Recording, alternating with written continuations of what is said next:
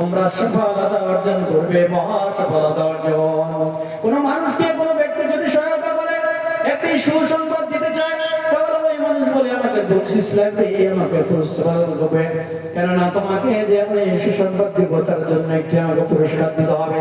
যতক্ষণ না উপহারটা না দিবে আমি তোমাকে সুসংবাদ দিতে পারবো না। কিন্তু মহান রব্বুল আলামিন এত দয়াময়, এত করুণাময়, এত বান্দাকে ভালোবাসে। আল্লাহ রব্বুল আলামিন তিনি সুসংবাদ দিচ্ছেন, যে ব্যক্তি আল্লাহ তার রাসূলকে আনুগত্য করবে রে, ওই ব্যক্তি মহা সফলতা অর্জন করবে। পুরস্কার দিচ্ছে আল্লাহ রাব্বুল আলামিন, তিনি নিজে বলছেন যে ব্যক্তি আল্লাহ তার রাসূলকে আনুগত্য করবে সে মহা সফলতা অর্জন করবে। আল্লাহ তাআলা যদি এই কথা বলে যে সাফল্যমণ্ডিত হয়ে গেছো, এর চাইতে বড় কথা আর কি পাওনা হতে পারে? সম্মানিত ভাইরা, আল্লাহ রাব্বুল আলামিন নবী সম্পর্কে বলেছেন, ও নবী তুমি বলে দাও, কুল ইন কুনতুম তুহিব্বুনাল্লাহ ফাত্তাবিউনি ইউহিব্বুকুমুল্লাহ। হে নবী তুমি বলে দাও, তারা যদি আল্লাহর ভালোবাসা পেতে চায়, তারা যদি আল্লাহ ভালোবাসা পেতে চায়, তারা যদি আল্লাহকে খুশি করতে চায়, আল্লাহ রাব্বুল আলামিনের নৈকট্য হাসিল করতে চায়, ফাত্তাবিউনি, মুহাম্মাদের আনুগত্য করা লাগবে। যে ব্যক্তি মুহাম্মাদের অনুসরণ করবে, যে ব্যক্তি বা যারা মুহাম্মাদের আনুগত্য করবে, ওই ব্যক্তি ইউহিব্বুকুমুল্লাহ, আমার ভালোবাসা পেয়ে যাবে। সম্মানিত ভাইরা, মা বোনেরা, আল্লাহ রাব্বুল আলামিনের ভালোবাসা পেতে হলে বিশ্ব নবী জনাবে মুহাম্মদুর রাসূলুল্লাহ সাল্লাল্লাহু আলাইহি ওয়াসাল্লামের আনুগত্য করতে হবে। কারণ একমাত্র আনুগত্য মুক্তির পথ মুহাম্মদুর রাসূলুল্লাহ সাল্লাল্লাহু আলাইহি ওয়াসাল্লাম। বিশ্ব নবীর আনুগত্য যে কোনো মূল্যে আপনাকে করতেই হবে, না যদি আপনি নাজাত হবেন না, কালকে আমাদের দিবসে জান্নাতে প্রবেশ করবেন না। তাই আমাদের সুপারিশ করবে মুহাম্মদুর রাসূলুল্লাহ সাল্লাল্লাহু আলাইহি ওয়াসাল্লাম। কিয়ামত সম্পর্কে বিশ্ব নবী তিনি বলতেন, জাহান্নামের প্রত্যেকটি পুল তৈরি করা হবে, একটি ব্রিজ তৈরি করা হবে। প্রত্যেকটি নবী রাসূল তার কমরা থাকবে, সব নবীর কমরা উপস্থিত থাকবে, চুপ থেকে যাবে, শুধুমাত্র নবীরা কথা বলবে, আর নবীর ভাষা হবে সাল্লিম সাল্লিম। রব্বুল আলামিন আমাদেরকে নিরাপদ স্থান দেখিয়ে দিন।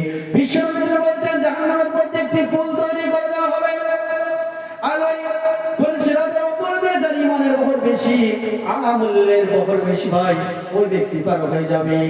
বিশ্ব নবী তিনি বলছেন, এইভাবে করে আল্লাহ রাব্বুল আলামিন জান্নাত আর জাহান্নামকে নির্ণয় করে দিবে।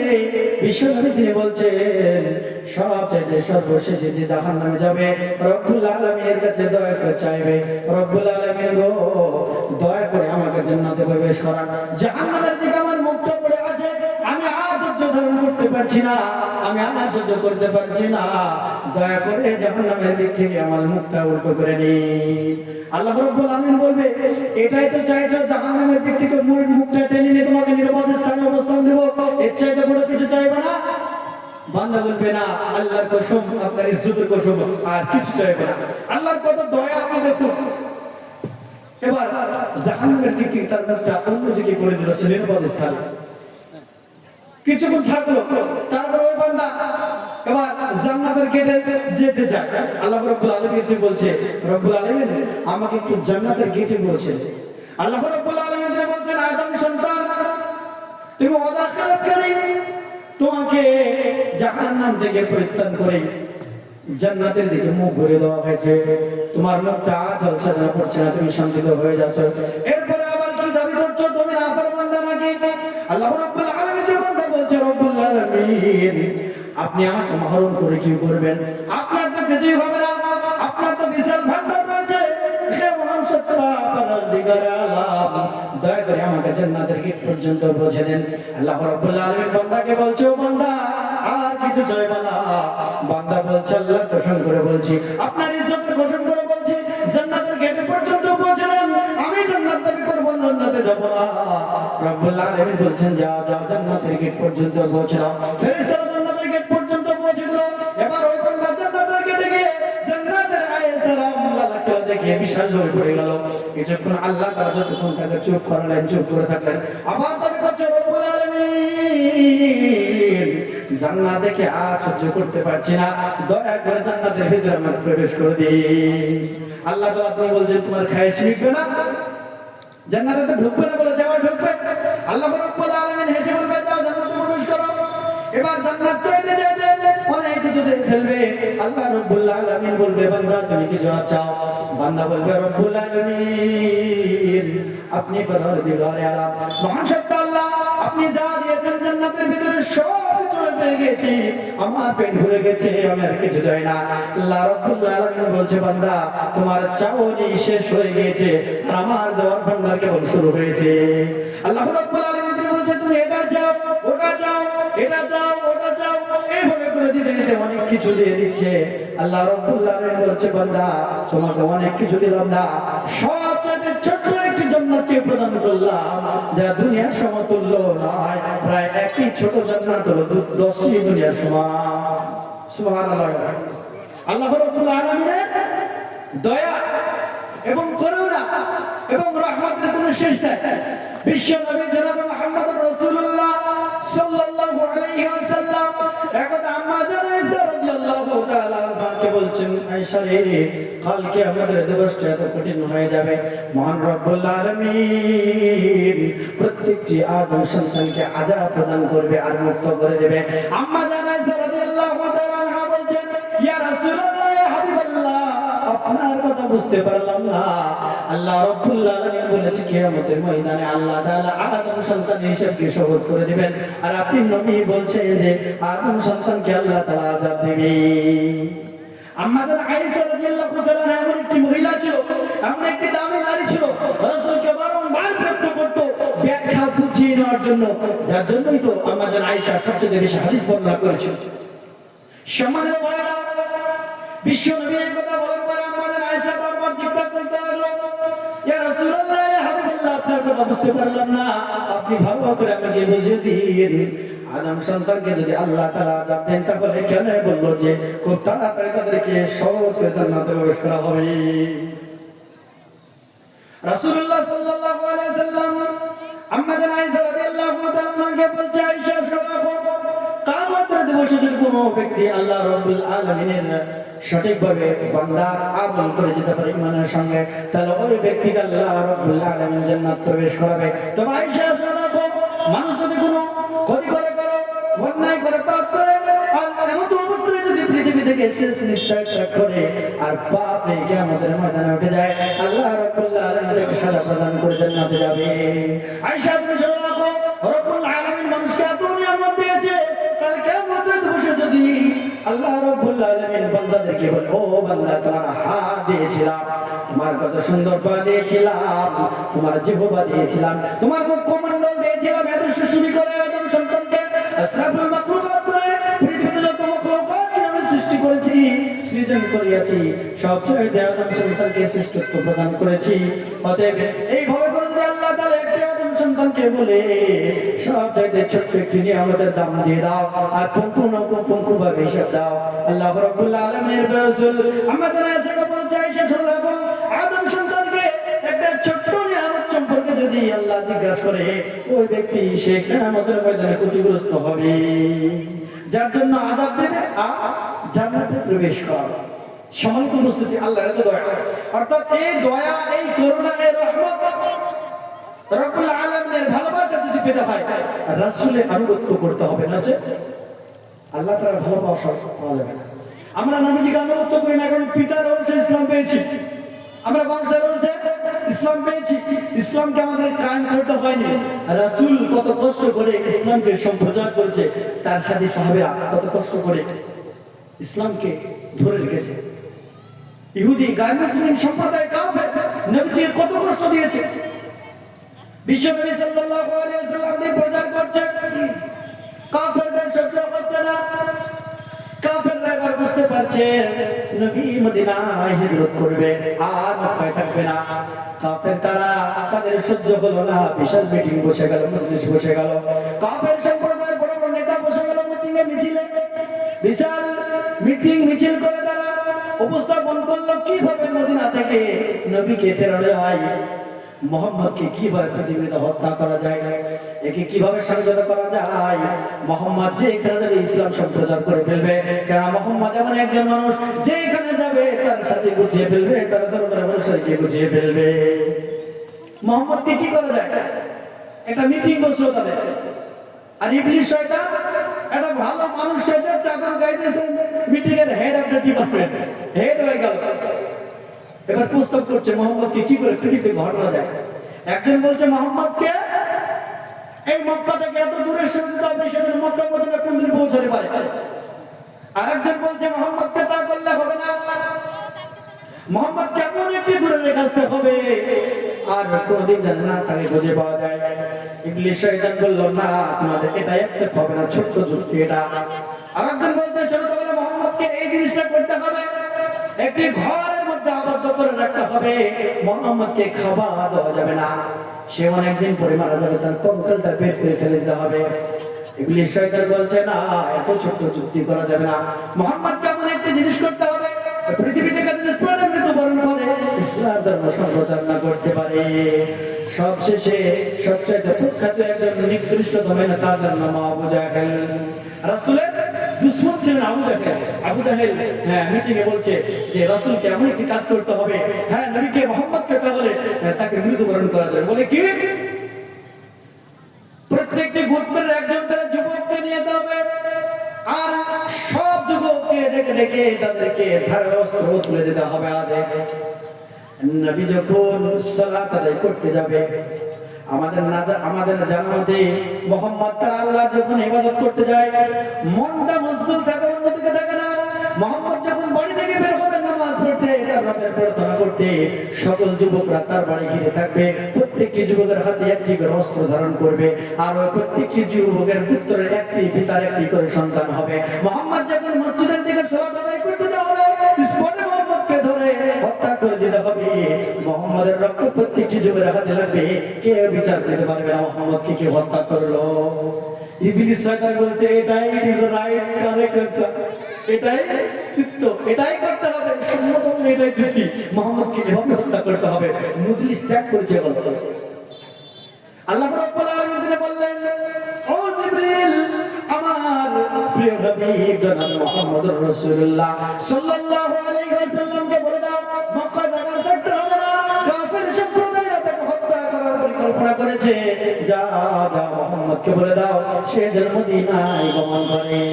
আল্লাহ রাব্বুল আলামিনের মহান নির্দেশে জিবরিল আমিন এসে রাসূলকে বলছে, ইয়া রাসূলুল্লাহ, ইয়া হাবিবাল্লাহ, নবীজি গো, মক্কার মানুষেরা আপনাকে আর পছন্দ করছে না, মক্কার মানুষ আপনাকে চায় না, থাকে আপনাকে এক মিনিট পাইলে 2 মিনিট করবেন, আপনাকে হত্যা করবে। মহান রব্বুল আলামিন আসমানের উপর থেকে নির্দেশ দিয়েছে, আপনি খুব দ্রুত তাড়াতাড়ি মদিনায় গমন করেন। প্রিয় নবী জনাব মুহাম্মদুর রাসূলুল্লাহ সকলে বলেন সাল্লাল্লাহু আলাইহি ওয়াসাল্লাম দুপুর বেলা আবু বকর বাড়িতে উপস্থিত হয়ে গেলেন। বলে, আবু বকর, ও আবু বকর, তুমি বাড়িতে আছো? বলি, ইয়া রাসূলুল্লাহ, ইয়া হাবিবাল্লাহ, আমি এখানে উপস্থিত রয়েছি, আপনি বলুন। আবু বকরকে রাসূল তিনি বলছেন, আবু বকর, মহান রব্বুল আলামিন নির্দেশ দিয়ে দিয়েছে মক্কা থেকে মদিনায় প্রবেশ করতে হবে, তুমি আশেপাশের যে সমস্ত মহিলাগুলো আছে তাদেরকে বের করে দাও, তারা হিজরত করে। আবু বকর বলছে, রাসূল, আপনি মহান একটি ব্যক্তি, প্রিয়তম, আপনি আমাদের কলেজের টুকরা, আপনি হিজরত করবেন মদিনায় একা, আপনার সঙ্গে কেউ যাবে না, আপনার সফর সাথী কেউ হবে? রাসূল তিনি বলছেন, আমার সাথে একজন সফর করবে। তো কে? বিশ্বনবী তিনি বলছেন, আমার সাথে একজন সফর করবে, যার নাম আবু বকর রাদিয়াল্লাহু তাআলা আনহু। জোরে বলো সুবহানাল্লাহ। আবু বকর স্পর্ধার সঙ্গে সঙ্গে শুনলো আমাকে নিয়ে হিজরত করবে। আল্লাহ রাসূল তিনি বলছেন, আবু বকর, তোমাকে নিয়ে আমি হিজরত করব, অতএব তুমি রেডি হয়ে যাও, তোমাকে নিয়ে হিজরত করতে হবে। বিশ্বনবী সাল্লাল্লাহু আলাইহি ওয়াসাল্লাম কে আবু বকর বলছে, ইয়া রাসূলুল্লাহ, ইয়া হাবিবাল্লাহ, আপনার জন্য আমি জানি হিজরত করতে হবে, আপনি আমাকে বলেছেন, অতএব আমি দুটো উটনিকে ভালো করে তাজা করে খাইয়েছি, যাতে করে সহজে করে বলেন, রাসূল আপনি একটি উট নিয়ে নেন। এরপর বিশ্বনবীকে একটি উট দিয়ে দিলেন। আল্লাহ রাসূলকে তিনি দিয়ে দেন, কোনো মূল্য নিতে চাইলেন না, কিন্তু বিশ্বনবীর মূল্য না নিতে চাইলেন না। আবু বকরকে কিছু মূল্য নিতেই হলো। তারপরে রাসূল তিনি বাড়িতে রওনা হলেন। রাসূল রেডি হচ্ছেন, রাসূল রাত নবীর কাছে বাড়িতে আছেন। এমন অবস্থায় ওই রাতে তিনি হিজরত করবেন, আর ওই রাতে কাফের সম্প্রদায়ের যুদ্ধ হয়েছে, নবী মুহাম্মদকে হত্যা করতে হবে। তার মানে যে রাতটায় নবীজি অন্তর্ভুক্ত হয়েছে যে রাতটায় সে প্রবেশ করেছে, যে রাতটা যাপন করছে বাড়ির ঘরের ভিতরে, ওই রাতটা রাসূলকে হত্যা করার জন্য কাফের সম্প্রদায় রেডি তৈরি হয়ে গেছে। আল্লাহ রাসূল তিনি হিজরত করার জন্য প্রস্তুত। বিশ্বনবী সাল্লাল্লাহু আলাইহি ওয়াসাল্লামকে হত্যা করার জন্য কাফের বাড়ি চতুর্দিকে ঘিরে ফেলেছে। আল্লাহ রাব্বুল আলামিনের মহান নির্দেশ হয়েছে, জিবরিল এসে বলছে, ইয়া রাসূলুল্লাহ, হাবিবাল্লাহ, আপনার আর দেরি করা যাবে না, আপনি খুব তাড়াতাড়ি মদিনায় চলে যান, কারণ আপনার বাড়ি তামাম দিকে ঘিরে ফেলেছে, অস্ত্র শস্ত্র নিয়ে আপনাকে হত্যা করবে।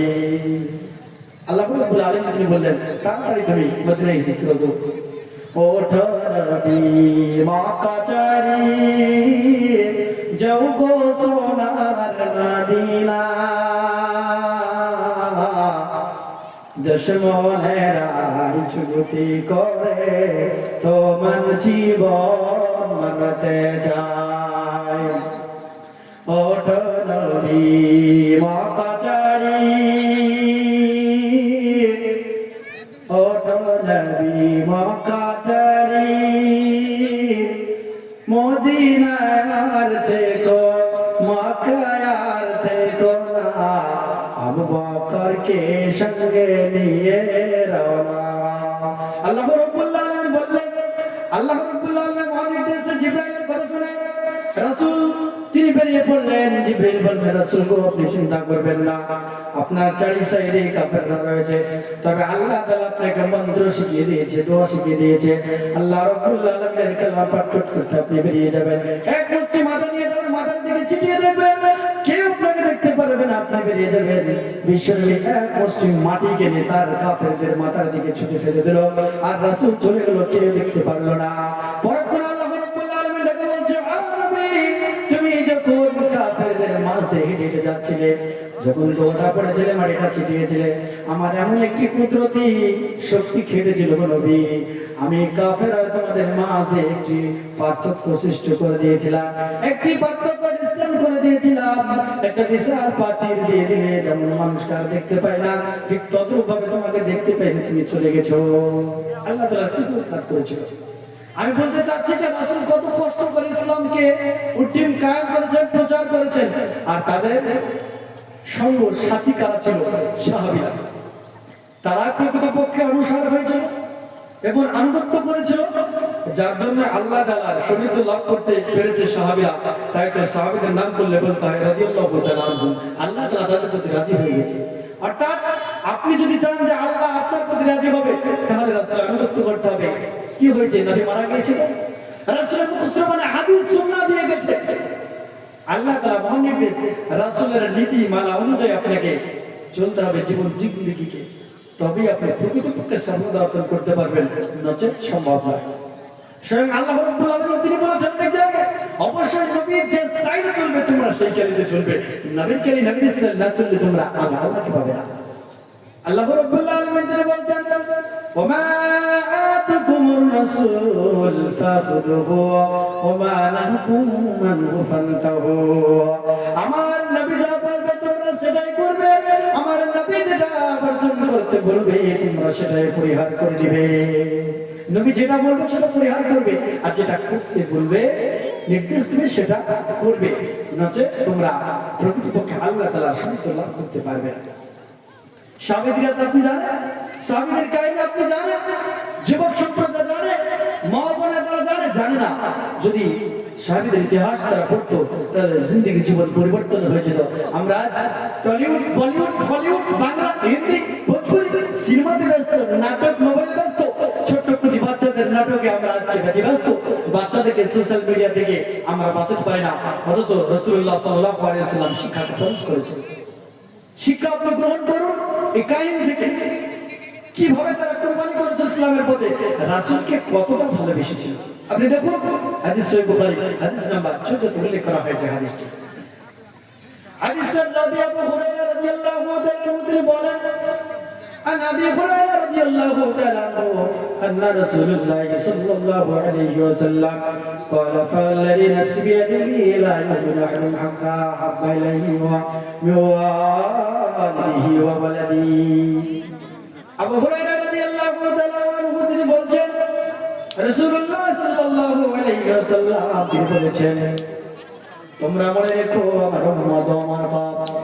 বিশ্বনবী তিনি বলছেন ওই সত্যের শপথ যে মহান রব্বুল আলামিনের হাতে আমার জান রয়েছে, ততক্ষণ পর্যন্ত তোমরা পূর্ণাঙ্গ মুসলিম হতে পারবে না যতক্ষণ না ওয়ালিদিহি ওয়া ওয়ালাদি, তোমার পিতা পুত্র চাইতে না আমাকে ভালোবাসবে। একটা সন্তানকে আমরা খুব ভালোবাসি, এটা সত্য কথা, বাঁচতে হবে। পিতাকে ভালোবাসি, বাঁচতে হবে, আল্লাহর মহানির্দেশ। কিন্তু চাইতে বেশি অধিক ভালোবাসার পাত্র কাকে বানাতে হবে বলুন ভাই? কাকে? আল্লাহ রাব্বুল আলামিনকে এবং তার রাসূলকে। আল্লাহ রাব্বুল আলামিনের প্রিয় রাসূল তিনি বলছেন যে অবশ্যই পৃথিবীর সবচাইতে আমি মুহাম্মদকে ভালোবাসতে হবে। আমি কি তোমার পিতার চাইতো, তোমার সন্তানের চাইতো?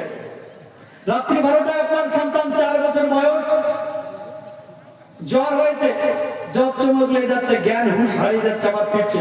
আপনার খুব কষ্ট হচ্ছে, সন্তানের মায়া সহ্য করতে পারছেন না।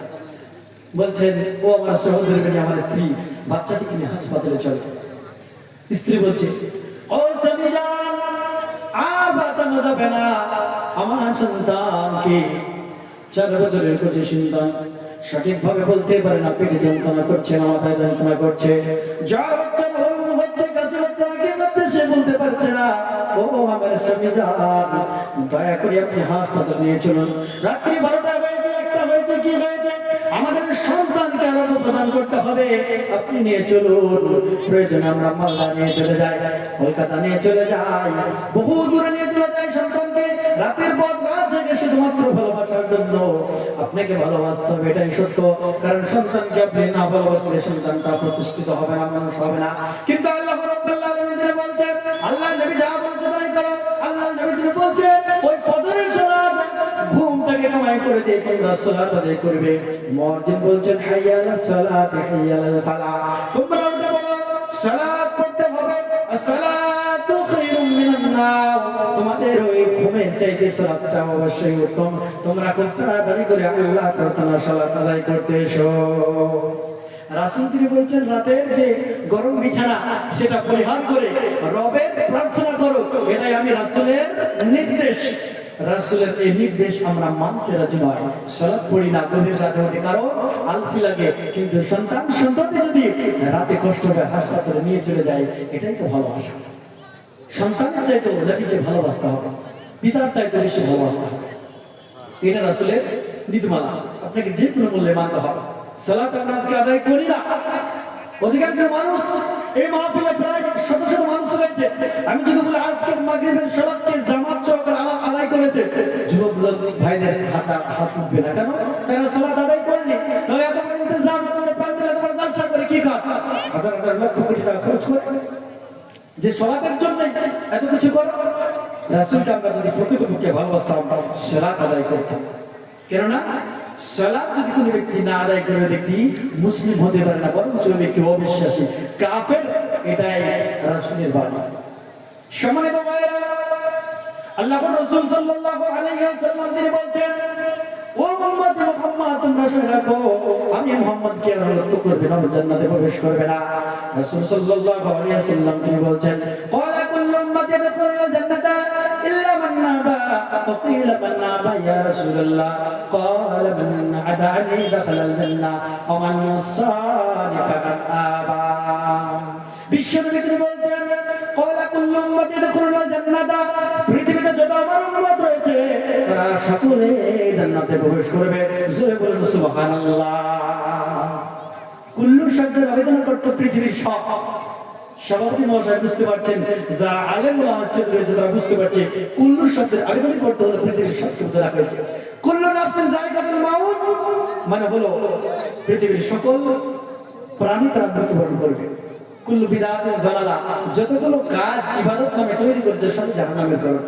কুল্লু মুসকিন খাম, প্রত্যেকটি নেশা সৃষ্টিকারী বস্তু মদ, প্রত্যেকটি মদই হারাম। অনেকভাবে ডিকশনারিতে যে ভাষায় লাফজ একথা বলা হয়েছে কুল্লু উম্মতি ইয়াদখুলুল জান্নাতা, কুল্লু মানে পৃথিবীর সব, উম্মাত মানে উম্মত ইয়াদখুলুল জান্নাতা, প্রত্যেকটি আমার উম্মতরা জান্নাতে প্রবেশ করবে। জোরে বলুন সুবহানাল্লাহ। আল্লাহ রাব্বুল আলামিন এর রাসূল সাল্লাল্লাহু আলাইহি ওয়াসাল্লাম তিনি বলছেন আমার সকল উম্মত জান্নাতে প্রবেশ করবে ইল্লা মান আবা, ইল্লা মান আবা যখন বললেন, সাহাবী রাসূল বলছেন ইয়া রাসূলুল্লাহ ইয়া হাবিবাল্লাহ, আবা শব্দের অর্থ বুঝতে পারলাম না। আবা শব্দটি বুঝতে পারলাম না, রাসূল আবা মানে কি আপনি আমাদেরকে বলে দিন। সাহাবীরা জিজ্ঞাসা করছে, আল্লাহ রাসূল তিনি বলছেন আবা মানে আমাকে অস্বীকার যারা করে।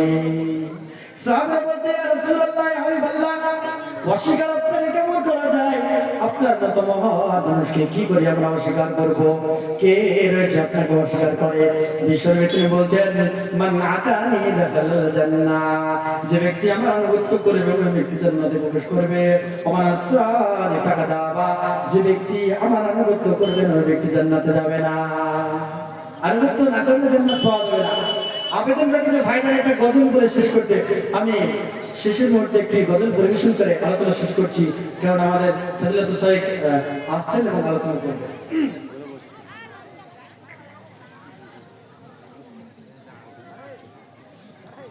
মরণ পাখি যে দিন এসে করবে না